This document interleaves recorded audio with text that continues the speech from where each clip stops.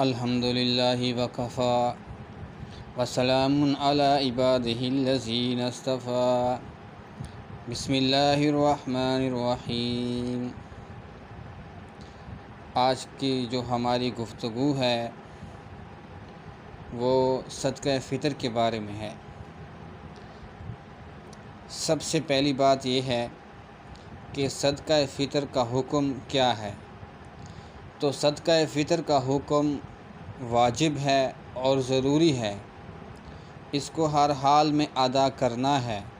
اگر کوئی آدمی اس کو ادا نہیں کرتا ہے تو وہ آدمی گناہگار ہوگا۔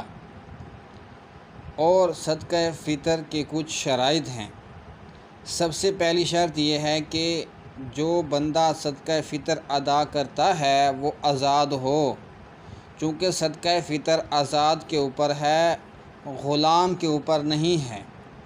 اگر وہ غلام ہوگا تو وہ جو اس کا آقا ہے وہ اس کی جگہ صدقہ فطر ادا کرے گا۔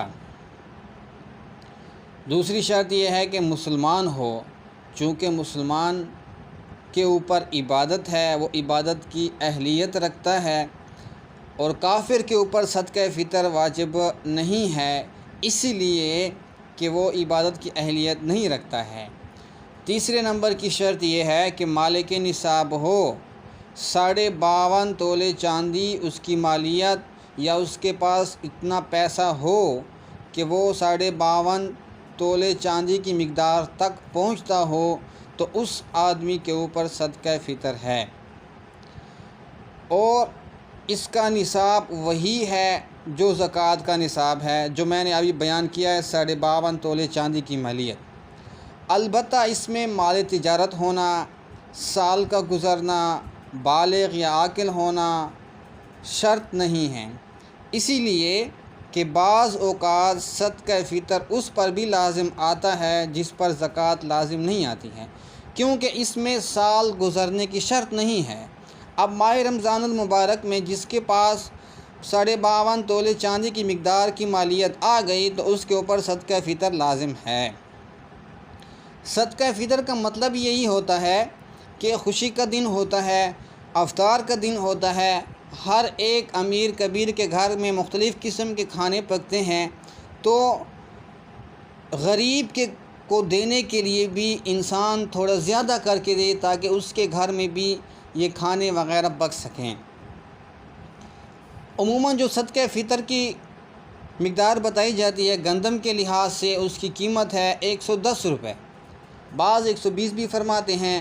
میرے پیر و مرشد حضرت مولانا مسعود صاحب دام ذلہ، انہوں نے فرمایا ہے کہ کم سے کم 130 روپیہ گندم کے لحاظ سے اس کا حق بنتا ہے کہ غریب کے گھر کچھ جائے تو صحیح، 100 روپے کے لحاظ سے، 110 کے لحاظ سے تو کچھ نہ کچھ اس کے گھر میں چلا جائے گا۔ اس کے علاوہ آپ تھوڑا 120، 130 یا 140 کر کے دیں گے تو اس کا کچھ بن جائے گا۔ جیسے آپ نئے کپڑے پہنتے ہو یا مختلف قسم کی چیزیں کھاتے ہو یا اس کے علاوہ اور قسم کی مشروبات استعمال کرتے ہو تو اس کے گھر میں بھی کوئی کھانا پک جائے، کوئی دوسری ڈش پک جائے تو اس کا دل بھی خوش ہو جائے۔ عید الفطر کا مطلب ہی، فطرانے کا مطلب ہی یہی ہے کہ غریب کی خاطر مدارت کی جائے، نہ کہ یہ کہ انسان اپنی جان سے بوجھ کو اتارے۔ تو 130 روپیہ یا 140 روپیہ گندم کے لحاظ سے دے تاکہ کچھ زیادہ دے تاکہ اس کا کچھ گزارا ہو جائے، اور جو کے لحاظ سے بھی 220، 30، 40، 10، 20 سے کچھ نہیں ہوتا ہے کہ انسان کچھ زیادہ دے دے، اور کھجور کے لحاظ سے 1000 یا کچھ اوپر دے دے، اور کشمش کے لحاظ سے 1400 یا کچھ اوپر دے دے۔ تو یہ فطرانے کی قسمیں ہیں۔ گندم کے لحاظ سے جو بالکل غریب ہیں وہ گندم کے لحاظ سے دیں یا جو کے لحاظ سے، جو درمیانہ طبقے کے لوگ ہیں وہ کھجور کے لحاظ سے دیں، اور جو بالکل امیر کبیر ہیں تو وہ کشمش کے حساب سے دیں۔ اب امیر کبیر آدمی کے لیے یہ نہیں ہے کہ وہ گندم کے لحاظ سے دے، بلکہ وہ کشمش کے لحاظ سے دے تاکہ غریب کا کچھ بن جائے۔ اور اس کے علاوہ صدقہ فطر کس کے اوپر لازم ہے؟ صدقہ فطر مرد پر اور اس کی جو اپنی نابالغ اولاد ہے اس کی طرف سے وہ ادا کرنا اس کے اوپر واجب ہے۔ بالغ اولاد بیوی کی طرف سے ادا کرنا واجب نہیں ہے، البتہ اگر ان کی طرف سے بھی ادا کر دے تو وہ ادا ہو جائے گا، تو یہ بھی درست ہے۔ اب صدقہ فطر کن افراد کے اوپر لازم نہیں ہے؟ جو بچہ ماں کے پیٹ میں ہو اس کے اوپر صدقہ فطر نہیں ہے۔ بالغ اولاد اگرچہ وہ اس کے عیال میں سے ہوں ان کے اوپر بھی نہیں ہے، کیونکہ بالغ خود دیں گے۔ البتہ اگر بالغ اولاد کم عقل ہو، پاگل ہو، مجنون ہو تو اس کا حکم نابالغ کی طرح ہے کہ اس کا آپ صدقہ فطر ادا کر دیں۔ اس کے علاوہ اپنے مالدار ماں باپ کی طرف سے صدقہ فطر ادا کرنا لازم آپ کے اوپر نہیں ہے، کیونکہ وہ خود ادا کریں گے۔ اور اگر باپ نے نابالغ لڑکی کی شادی کر کے یعنی اپنی بیٹی کی خاوند کے سپرد کر دیا ہو تو باپ کے ذمے اس کا صدقہ فطر لازم نہیں رہتا، بشرطے کہ وہ شوہر کی خدمت کی صلاحیت بھی رکھتی ہو، کیونکہ اس کے بغیر شوہر پر بیوی کا نفقہ نہیں ہوتا ہے۔ اسی لیے اس کی شادی ہو گئی ہے تو وہ اس کا بھی نفقہ اس کا خاوند ادا کرے۔ اب اس کو ادا کب کرنا ہے؟ صدقہ فطر کو ادا کب کرنا ہے؟ صدقہ فطر کو عید کے دن سے پہلے ادا کرنا ہے۔ حضرت عبداللہ بن عمر رضی اللہ تعالیٰ عنہ کے بارے میں آتا ہے کہ وہ عید سے 1 یا 2 دن پہلے صدقہ فطر نکال دیا کرتے تھے۔ رمضان المبارک کے داخل ہونے کے بعد آپ کسی وقت بھی صدقہ فطر ادا کر سکتے ہیں، کیونکہ صدقہ فطر کا مطلب یہی ہے کہ غریب کے گھر کچھ چلا جائے یا غریب کا کچھ بن جائے۔ جس طرح ہم عید کے لیے کپڑے وغیرہ دوسری چیزیں لیتے ہیں تو وہ بھی کچھ اپنے بچوں کے لیے، اپنے گھر والوں کے لیے، گھر والی کے لیے کچھ نہ کچھ خرید سکے۔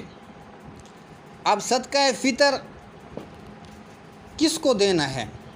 صدقہ فطر ان لوگوں کو دینا ہے جن کو زکوٰۃ دی جاتی ہے، وہ فقراء، مساکین، عاملین جو 8 ہیں مستحقین زکوٰۃ، ان کو دی جا سکتی ہے یہ بھی۔ اور ہم صدقہ فطر میں کچھ کوتاہیاں کرتے ہیں۔ عموماً یہ سمجھا جاتا ہے کہ جس کے اوپر زکوٰۃ نہیں ہے اس کے اوپر صدقہ فطر بھی نہیں ہے، حالانکہ ایسا نہیں ہے۔ اسی لیے بسا اوقات صدقہ فطر اس پر بھی لازم آتا ہے جس کے اوپر زکوٰۃ نہیں ہوتی۔ پہلے بیان کر چکا ہوں، زکوٰۃ کے لیے حولان حول شرط ہے، صدقہ فطرانے کے لیے حولان حول شرط نہیں ہے۔ آپ کے پاس بس جیسے ہی نصاب کے پیسے آ گئے آپ کے اوپر صدقہ فطر ہے۔ اور دوسری کوتاہی یہ کی جاتی ہے اگر روزے نہیں رکھے تو صدقہ فطر اس کے اوپر نہیں ہے، ایسا نہیں ہے، بلکہ صدقہ فطر اس پر بھی لازم ہوتا ہے جس نے روزے نہیں رکھے ہیں یا جس نے روزہ نہ رکھا ہو۔ اور ایک کوتاہی یہ بھی کی جاتی ہے کہ بعض نابالغ اولاد کی طرف سے صدقہ فطر ادا نہیں کرتے، حالانکہ ان کی جانب سے بھی صدقہ فطر ادا کرنا ہوتا ہے۔ اب صدقہ فطر کو ہم بوجھ نہ سمجھیں کہ اپنی جان سے اتار دیں، بلکہ صدقہ فطر جو ہے ہم کسی ایسے مستحق کو دیں کہ وہ اس کا مستحق بھی ہو اور اس کے گھر میں بھی خوشی آ جائے، چونکہ عید الفطر کا مطلب یہی ہے کہ خوشی کا دن۔ اس لیے اللہ پاک مجھے اور آپ کو اس پر عمل کرنے کی توفیق عطا فرمائے، آمین۔ اقول قولی ھذا واستغفر اللہ۔